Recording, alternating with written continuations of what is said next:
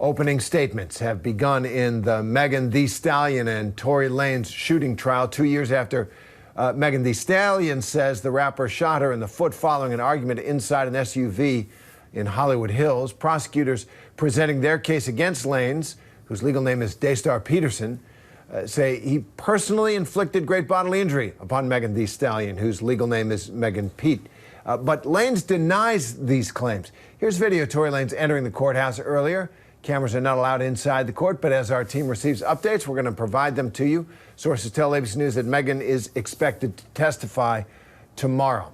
ABC News contributor and host of Law and Crime Network, Brian Buckmeyer, is following the case. He joins me now, along with ABC News contributor Mike Muse. So, Brian, first, last week, Tory Lanez charged with an additional felony count here, discharging a firearm with gross negligence. He's pleaded not guilty to all these felony charges in the case. What do you expect to take place in court today?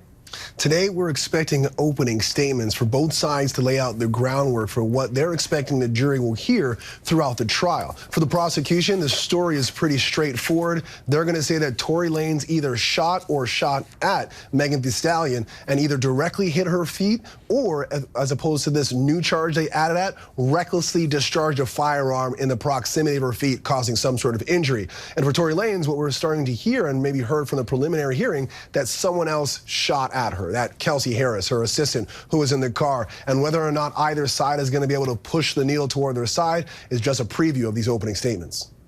Yeah, so that's where the trial is going to focus. And Mike, Tory Lanez is outspoken about this incident, as he has been throughout. And on social media, he claims his last tweet, he writes, quote, "No weapon formed against me shall prosper, and every tongue that rises against me in judgment shall be condemned. You sit and watch now," citing a biblical verse as well there. So what's the backstory here? Why is this significant in this area of our culture?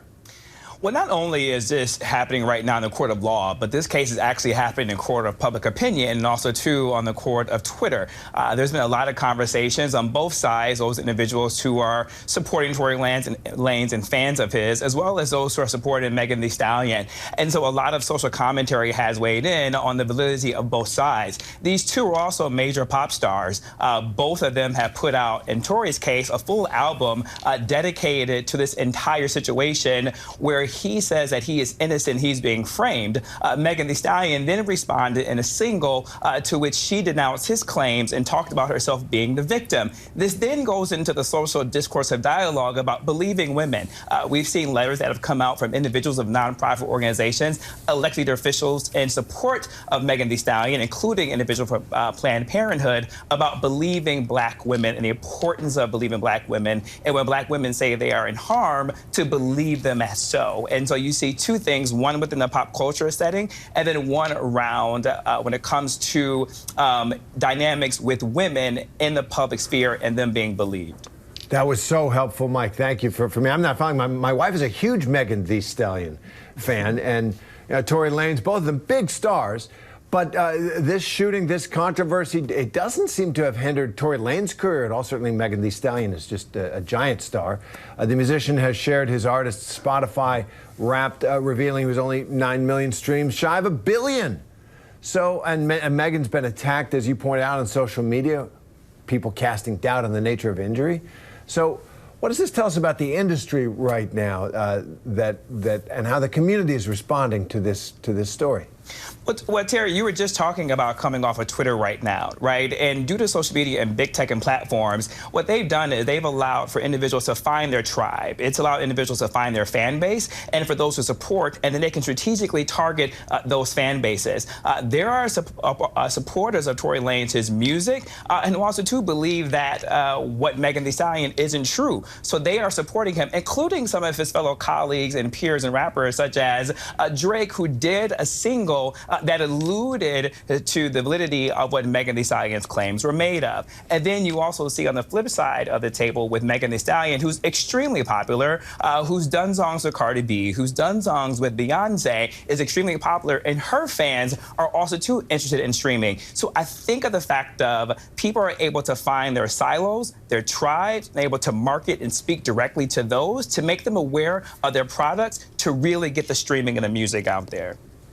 Got it. So, Brian, obviously what happens in court, it's not about tribes. It is about the evidence and the standard of evidence and the way the trial is conducted.